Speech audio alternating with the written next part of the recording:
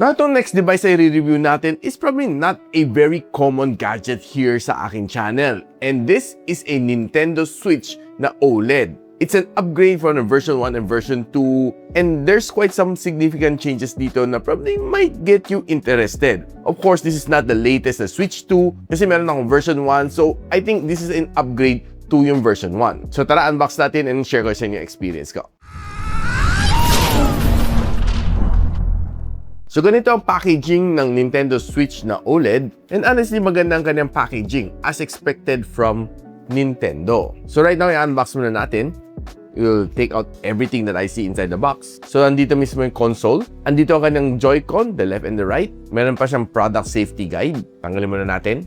We have yung kanyang HDMI cable. Meron siyang Type-C na power brick, which I think you can use your own if you have. We have yung kanyang Joy-Con holder para maging controller siya. We have yung kanyang strap attachment in case you want to play yung mga fitness app. And of course, andito yung kanyang docking. So, yun natin.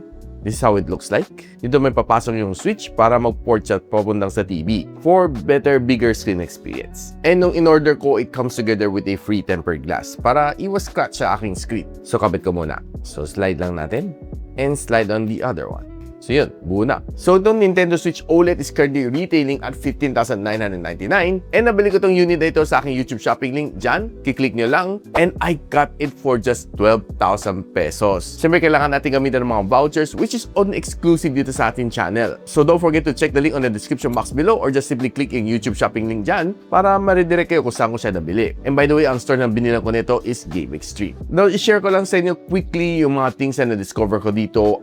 Improvement from the version 1. Now, the screen size has definitely improved. Dating 6.2 inch, ngayon 7 incher na siya. And of course, another improvement is yung kanang OLED na display. Basically, it got a little bit heavier at around mga 50 grams heavier. The resolution you'll be getting here is still 720p and pag dinak mo siya papunta sa TV, you get a 1080p na resolution. Yung kanang storage inside is also improved. Dating 32 gigs and right now, it's already 64 gigs internal built-in. And of course, you can expand using microSD. Currently right now, nilagyan natin to ng Lexar na 512 gigs of storage, which is definitely a upgrade. Yung kanyang processor still the NVIDIA Tegra na X1, which I think still the same. Pero for me, one noticeable na improvement dito sa kanya is definitely yung kanyang audio. Better and more immersive. And another thing siguro hindi nyo mapapansin, no? There's a LAN port here which is an additional compared to sa version 1 and version 2. For me, yung LAN port, okay din siya para medyo mas uninterrupted compared sa Wi-Fi connectivity. And another big improvement for me is yung kanyang stand dito sa likod. You know, dati wala to eh. So if you want to play two-player games, ilalagay mo lang sa table while you're vacationing, yung mga kids mo na gusto nila maglaro, eh pwede mong gamitin ito as yung stand. Perfect na perfect siya.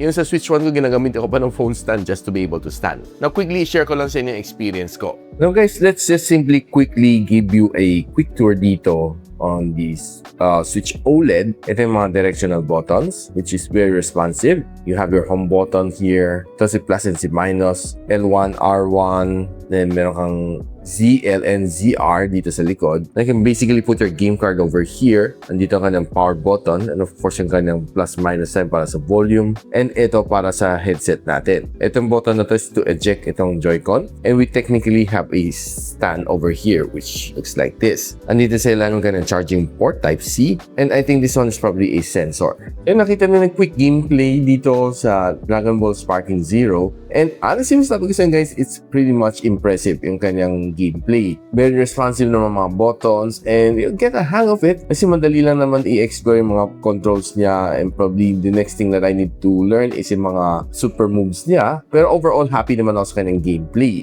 Another important thing na napansin ko dito sa kanya is I think a little bit better yung kanyang battery life. Yung version 1 ko, pansin ko no, nung unang gamit ko dati, parang medyo mas mabilis siya mag-drain compared dito. Pero dito sa OLED, I think the battery life seems to be a little bit better. Nag-improve naman siya. That's based on my experience. Now, I know na medyo mahal yung mga bala. No? It rounds out are mga 2,000 to 2,300 pesos or sometimes there are mga games na 3,000 pesos. And so, I did load a few games dito sa akin SD card. Pero hindi ko natuturuhin sa inyo kung paano ko siya ginawa. No? Kasi I'm not supposed to promote it. You can do your own research kung paano nilang gagawin to. So, I happen to have yung one of my favorite games back then. si MVC2. Sa mga nilalaro ko to madalas sa arcade. And here are my favorite characters back then. Ito ka lang siya. So, this trio, yan. Yun yung tatlong pinaka-favorite kong characters. So, let's give it a try. Kung nandiyan po yung aking G dati. Yun, nandiyan yung assist niya. Hindi ko na paano mag-super. Kailangan ko yung reconfigure para mas maganda yung game.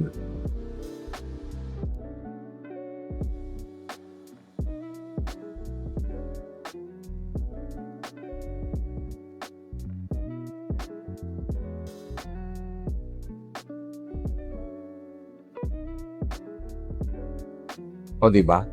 Medyo kinakalawang na tayo. Pero, overall gameplay was really good. I mean, very nostalgic. You can play some of the games na nilalaro mo dati. And there's a lot of mga options na bago like NBA 2K26. There's mga Tekken, Mortal Kombat, and a lot of other games to choose from dito sa Nintendo Switch. And nung pinulo ko naman tong aking 512, I think there's a ton of games na perfect malaro ng mga bata for this coming summer. O, diba? Dami. Sawa sila. So yun guys, nakita na yung quick rundown natin dito sa Nintendo Switch OLED. And probably I would say na it's a good improvement. It's a good investment if you don't have any Switch at home or you have a version 1.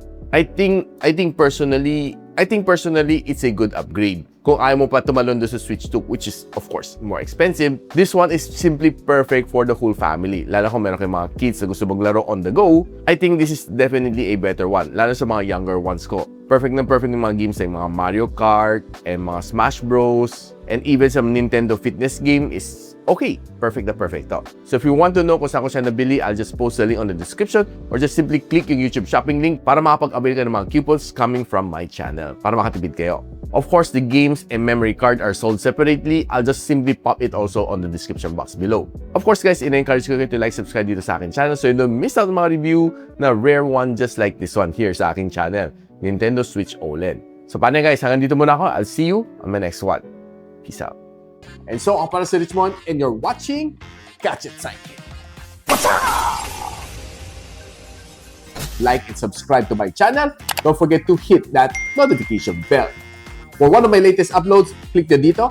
And for one of my popular uploads, click here.